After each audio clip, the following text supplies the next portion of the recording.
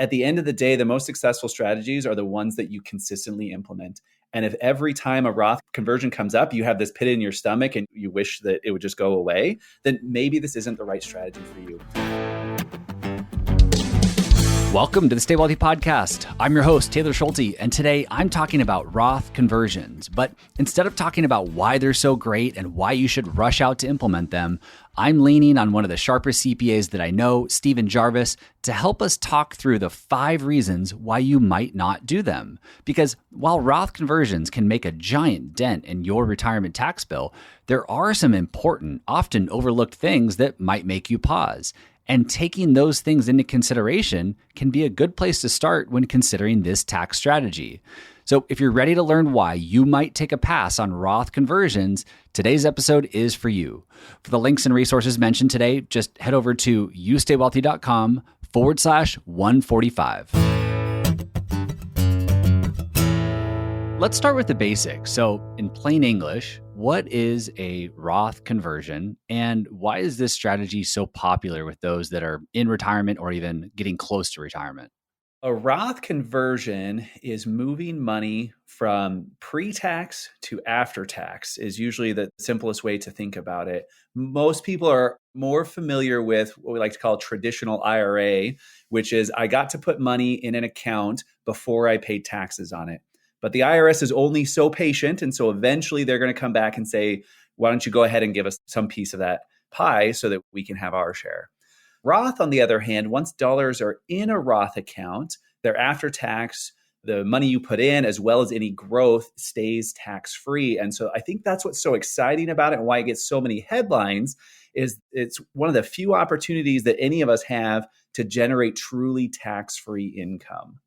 I often hear from podcast listeners and new clients that after going through a retirement analysis that knowing what they know now about the tax problems in retirement and having to pay this giant tax bill on these large traditional IRAs or traditional 401ks, I often hear that they wish that they would have contributed more to Roth IRAs and Roth 401ks throughout their working career. So I'm just kind of curious if you've heard this before and what your thoughts are on Roth versus traditional while you're in the working world. And maybe what you might say to someone who's already retired and just like kicking themselves for not putting more money in a Roth during their career. Yeah, so a couple great questions in there. For people who are kicking themselves about what they didn't do before, I would try to focus on the positives and say, hey, we got a lot of money set aside, especially if they're on track for their retirement, even if they've got to pay a little bit more tax than they wanted to. But let's focus on what we did accomplish because Roth or traditional, what's most important is taking consistent action. I can go through numbers for days of what the optimal percentage of Roth versus traditional is, but really the best plan is the one you're going to follow through on. I wouldn't beat myself up too much if there's somebody listening who's already at a point where they're past their earning years. For people earlier in their careers, earlier in their earning years, I like to think about Roth in 2 ways because you can find endless articles and philosophizing about which one is better numerically. But having Roth dollars isn't just about tax savings, it's about tax flexibility. And so one of the things I like to talk to people about as I work with taxpayers is say, you know what, taxes really can only do 3 things. They can go up, they can stay the same, or they can go down. If they go up or stay the same, we're better off for having Roth. Are you at all worried that taxes might go down? And most people are not worried about that one. And so I try to keep this aspect of flexibility of removing the IRS's ability to change the game on us later by increasing tax rates or changing thresholds on us. I love that. So in many cases, aggressive Roth conversions in a retiree's gap year, so gap years being the date you retire till age 70 or 72 when income starts to kick in again from those RMDs and Social Security, aggressive Roth conversions in your gap years, in some cases can lead to millions of dollars in taxes saved over somebody's lifetime.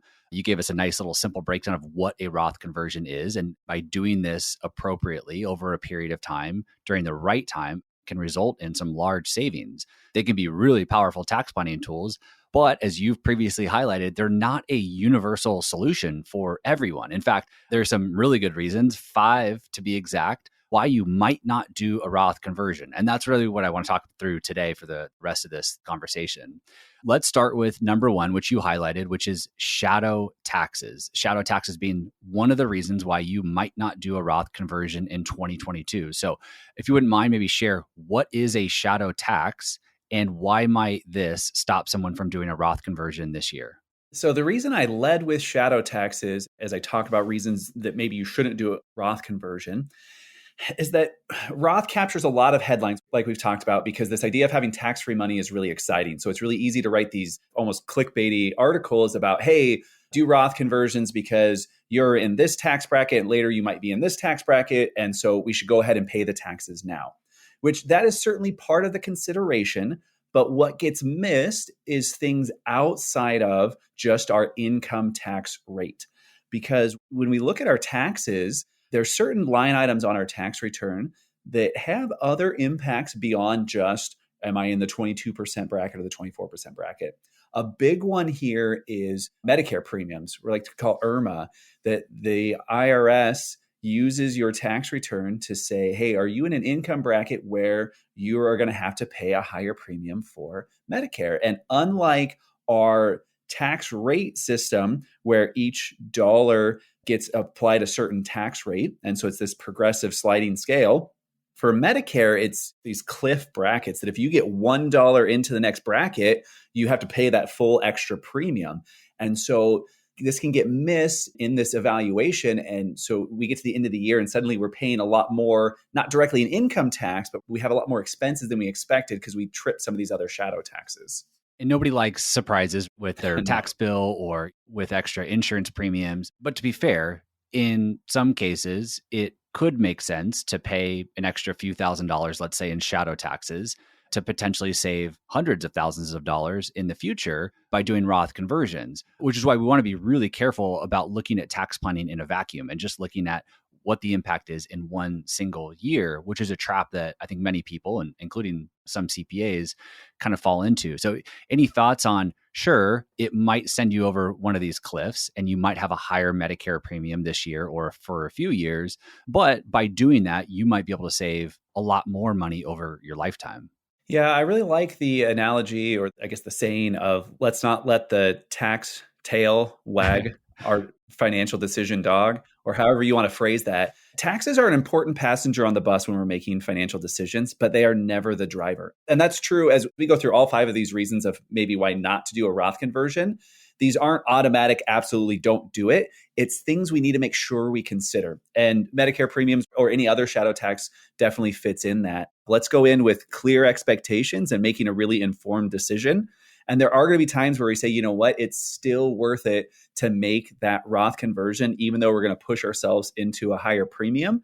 It's going to be in part because of tax savings and in part because of tax flexibility. Totally agree. So shadow taxes, number one reason why you might not do a Roth conversion this year. Again, we don't want to get caught off guard. We want to make that informed decision. A couple of the bigger shadow taxes, you mentioned IRMA, the Medicare income related monthly adjustment amount, and the premium tax credit. So keep an eye on those. And if you do consider a Roth conversion, just keep those in mind.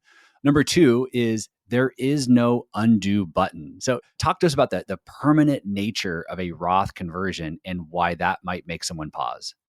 Taxes are inherently an estimate. Anything we're projecting for the future is going to be an estimate until we get to a point in time where the year's over and we can look back and say, here's definitely what happened. What's tough with Roth conversions is that we have to do them before the end of the calendar year. And sometimes we're still only mostly sure what our final income is going to be, which this definitely has impacts as we talk about those shadow taxes. We talk about the Medicare cliff brackets. If we misjudged where we were going to end out and we thought, oh, we're just under a bracket, but then we get to January or February, we're preparing our taxes and we realize, oh no, we were just over that one. There's things like that that can affect what the actual outcome is. But once we get past December 31st, once we've made that Roth conversion, we can't go back and undo it. There are other things with retirement accounts, like, for example, you can take a distribution from your IRA and you technically have 60 days to potentially roll back into a tax qualified account. We don't have that option when we're doing Roth. It's really a reminder to make sure we've thought through all of these pieces, that we're really confident in our decision, that we're making the best choice based on the information we have before we move forward. I'm glad you brought up the 60-day rollover. I think sometimes when retirement savers see rollover in the name, 60-day rollover, they assume it has something to do with a 401k rollover. But that 60-day IRA rollover really means that you can take money out of your IRA. And if you put it back in within 60 days, then there's no consequence for it. You have 60 calendar days to put it back in. So some people view that as a short-term loan. I'm going to take some money out of my IRA, use it for something, but I'll put it back within 60 days. You mentioned maybe using it as an alternative to a Roth conversion where I'm not really sure if I want to do a Roth conversion this year, but I'm in a low tax bracket. So I want to get some money out of my traditional IRA before the end of the year. So maybe in December, I'll go ahead and take a chunk of money out. I'll get through the holidays and know that I have 60 days to put it back in if I change my mind. Do I have that right? You have anything else to add there? You're exactly right. You have this kind of window to make the decision because the important thing is that the money has come out of the IRA before December 31st. Especially waiting right till the end of the year to do that, that gives us almost 60 days into the next year to get those final numbers and really see where things end to say, okay, does it make sense to just go ahead and convert that to Roth, or do I put it back in the tax qualified account and we'll revisit it again next year? Now, let's highlight one downside to the 60-day rollover. Again, you're in a low tax bracket. You're not sure about a Roth conversion. So you go ahead and just take a withdrawal from your traditional IRA. Again, low tax bracket, so that's great. The downside is that money is now in a taxable account of some shape or form. If you did a Roth conversion, that money would go into a Roth account and be sheltered from taxes. So it can continue to grow tax-free over the next year, 5 years, 10 years, 30 years. And that's really powerful. And so if you do just take it straight out of the traditional IRA, again, you don't have that tax deferral anymore. Yeah, you want to be really careful anytime you're implementing these different tax planning strategies that you keep your ducks in a row, that you're paying attention to dates, whether you're working with a professional or you're doing this yourself, that you have some sort of reminder built in place so you don't accidentally get past that 60-day window. You can't ask for an extra 15 days. Right. It's a pretty hard 60-day cutoff. Okay, so to recap, the number 2 reason why you might pause and not do a Roth conversion this year is that it's permanent and there's no undo button. And so as an alternative, you might consider just taking money straight out of your traditional IRA. Again, you lose some tax advantages there, but you have some more flexibility. The number 3 reason is that the taxpayer doesn't have the cash flow to cover the tax bill. And this is really an important one and one that always generates a lot of questions. Talk to us about this. Talk to us about how taxes are paid on a Roth conversion and why the money being converted, you can't use a piece of that conversion amount to pay the tax bill. Well, you can use a piece of the conversion, or you can use a piece of the distribution from your IRA. That wouldn't be my first recommendation. So for just easy numbers here, let's say that you have $50,000 in a traditional IRA that you would like to convert. And we'll just assume 20% taxes again, so I can do easy math here. So we have $50,000 distribution. One alternative could be that we take $50,000 out of our IRA. We owe 20% taxes, and so we just take $10,000 out of the distribution and pay the taxes. So we end up with $40,000 we can put in our Roth. You can definitely do that. If you're under the age of 59 and a half, you're going to pay a penalty on the amount you use to pay the taxes because you're not over the IRS's age for that.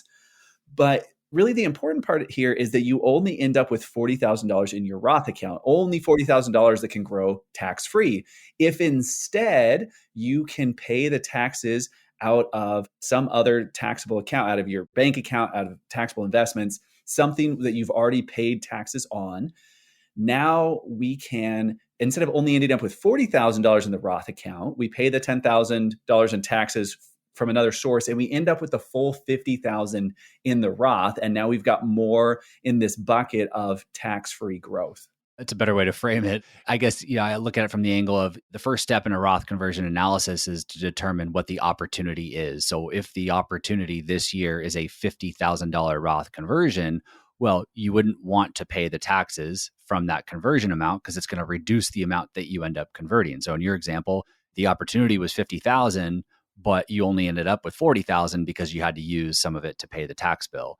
So we want to be mindful of that, which is why we typically recommend that the taxes are paid from another account, from another bucket of investments or cash that's outside of the IRA. Any ideas on how some people might go about coming up with cash to pay that tax bill if maybe they weren't prepared for it? Or maybe if they have 12 months to prepare for that Roth conversion tax bill, what are some ideas that they can go about coming up with that money? Yeah, as I work with taxpayers on this, I really like to take a long term approach. This is seldom something we do once and then we forget about. Usually we're making a plan. You talked about someone doing this in their gap year. So that kind of implies this is a multi year approach.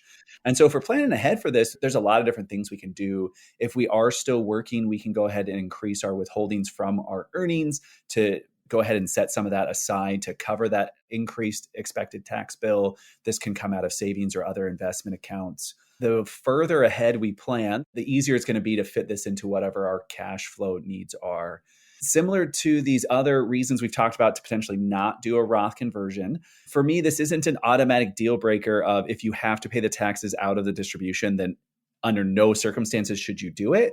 But ideally, we're paying the taxes from somewhere else. I'm going to be thinking a lot harder about whether this makes sense if the only option for the taxpayer is to pay it out of the distribution. I love that you highlighted that. We need to think ahead on these things and we need to really plan ahead. That's why I always stress that cash management becomes really, really important, not just in retirement, but ahead of retirement, those 3, 4, 5 years ahead of retirement. If Roth conversions are on your radar and there appears to be an opportunity, you need to start to think about setting some cash aside for those anticipated tax bills. So you're not scrambling at the last minute to figure out how you're going to pay this tax bill. So cash management becomes really important. I love what you said about, well, increasing your withholdings. In some cases, when there's truly an opportunity for Roth conversions, it might mean to stop contributing to your 401k, let's say for those last couple of years, and instead divert that money to cash that can be used to help you get money out of your retirement accounts at a lower rate. So just some things to think about. I love thinking about this long term. I love thinking ahead. Roth conversions, we can't just do it at the very last minute here because they do have sometimes sizable tax implications. But to summarize, the third reason why you might not consider doing a Roth conversion this year or any year is that you may not have the cash to pay the tax bill. So we move on to number 4 here. The number 4 reason, which is one of my favorites actually, is that you just simply don't want to do it. As listeners and clients of mine have heard me say countless times, there is the textbook answer, and then there's your answer to just about everything in life and especially financial planning.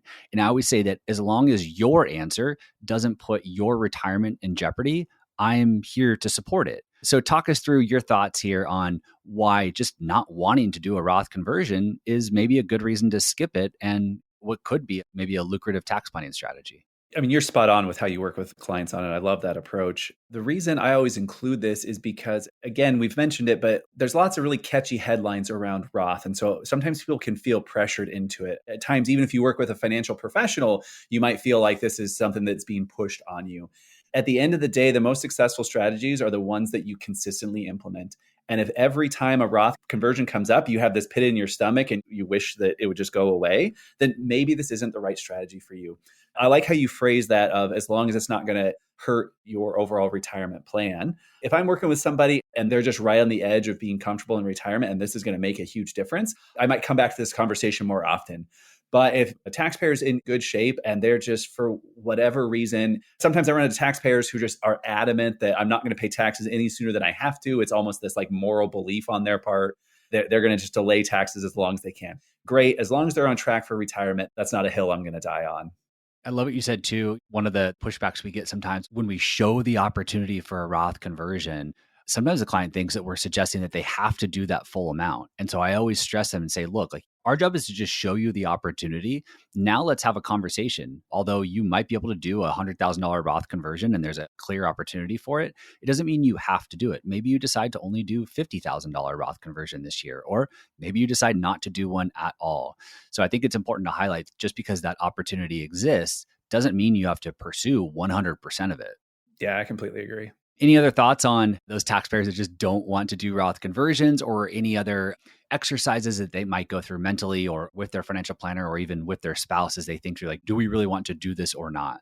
I think the most powerful thing is getting really clear on what your retirement tax bill looks like if you do nothing, which this is clearly going to be an estimate, but we already know that even if Congress doesn't do anything, tax rates are going to go up in 2026 when the Tax Cut and Jobs Act expires. The power of Roth conversions is all about relative income. If we're in a few years where we're not going to have as much income before required minimum distributions hit or something like that, I don't like getting lost in the software of, hey, this is the exact dollar amount to the penny that you need to convert. but giving yourself, if you're a DIYer, working with a financial advisor to get a clearer picture of here's the hundreds of thousands of dollars, if not millions of dollars, the IRS is going to ask you to pay in taxes over the course of your retirement. And then looking at, hey, if we just make these little adjustments, here's how we can sand the rough edges off of that. What I find is that taxes are complicated. They kind of feel like a black box to a lot of people. And so just talking about it in general terms doesn't always get the power of it across. But if we can say, you know what, if we do nothing, you're going to pay $500,000 in taxes over the course of your retirement. But if we make these few changes in the next couple of years, here's where we start knocking tens of thousands of dollars off of that. Another way to frame this too is often what I say is that, look, if you don't do anything, if you're not proactive about this, you're going to pay your taxes on the IRS's terms. If you take control and you are proactive and you implement these tax planning strategies, you can start to pay taxes on your terms when it's most opportune for you. So by taking control, again, you take the control away from the IRS and you pay it on your terms. Now, there's some guardrails and you're confined to some certain limits there, but I do like this idea of giving the retirement saver control over when they want to pay those taxes rather than waiting for the IRS to come knocking on their door and start collecting all this money at potentially an inopportune time. I also like our mutual friend, Micah Schlansky, has this question that he asks his clients. And even if you don't work with a financial advisor, it's still a question that you could ask yourself or ask your spouse, which is, how much are you comfortable in paying taxes right now? And as he said, it changes the conversation a little bit and just changes your thinking. And you can kind of back into the Roth conversion opportunity by just saying, well, how much am I comfortable paying right now? And what does that mean for a Roth conversion in this given year? Rather than saying, here's the opportunity. Do you want to pay the tax bill? That's a great point, because if the software tells us that the optimal amount is 50,000, but I'm working with a client who says, I'm going to feel good if we do 10,000, great. 10,000 is the right answer. To recap, the number 4 reason why you might not do a Roth conversion this year is that you just simply don't want to do it. And that's okay. Again, there's the textbook answer and then there's your answer. And as long as your answer doesn't put your retirement in jeopardy, both Stephen and I are here to support it. Bringing us home here, the last reason, the number 5 reason why you might not do a Roth conversion this year is lifetime planning of wealth. If you expect to have significant wealth at the end of life and one of your big goals is to leave that money to charity, you suggest that you might skip a Roth conversion. Can you maybe talk to us about why this is? The big power behind Roth conversions, like you've mentioned, Taylor, is paying taxes on your terms instead of the IRS's terms. But if your legacy plan is to leave significant amounts of money to charity, then those taxes actually will never get paid, because of how these charitable organizations are set up and because of this opportunity we have to support great causes we care about.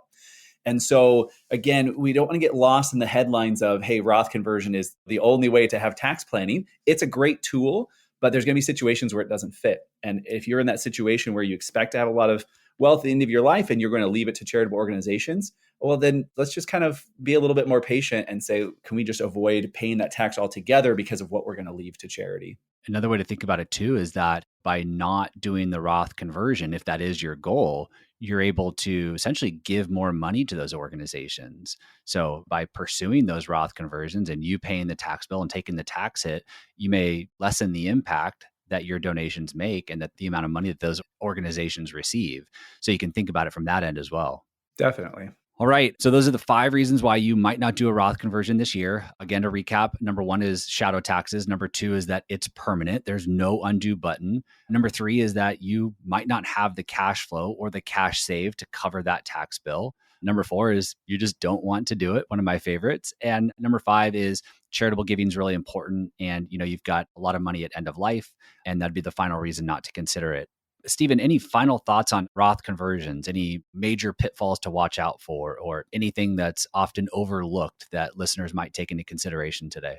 The one other piece I'll throw out is let's not forget about state taxes. Often when we talk about tax planning, we focus on the federal side because many states follow the same general rules.